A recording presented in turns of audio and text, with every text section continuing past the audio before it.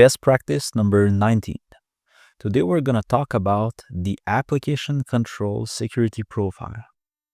For whichever security profile I will talk about here on this channel, I always like to separate all of them between the three main groups I've already showed you. So security profiles for WAN to LAN, for LAN to WAN, and for inter-VLAN, because all of these will have very different configurations. So today, I just want to focus on LAN to WAN application control specifically.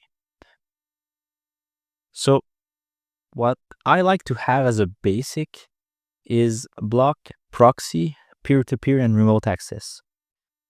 So now some people might say, well, you're blocking remote access. This might cause some problem. Yes, of course, if you block remote access, and that's the reason I block it. And I think it's best practice because when you do that, you might find some computer somewhere that a contractor or a consultant had installed on your network with a remote access software that you were not even aware of.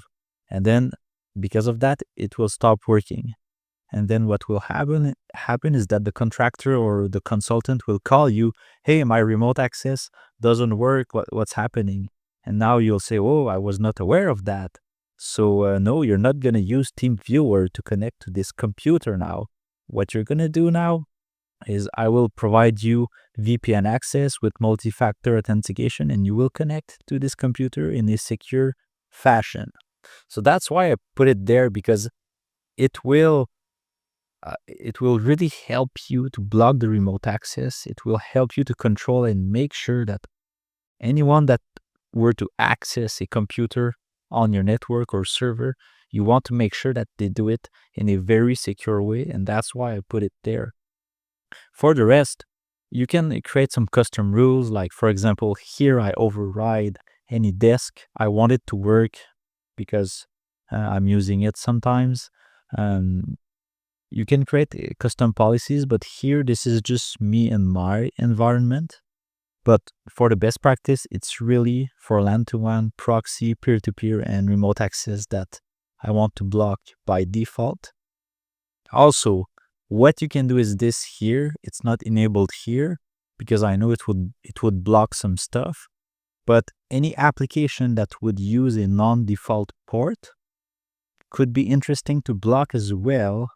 Because why would an application use a non-default port unless you've configured it? So maybe that's on purpose. So that's why you have to be careful.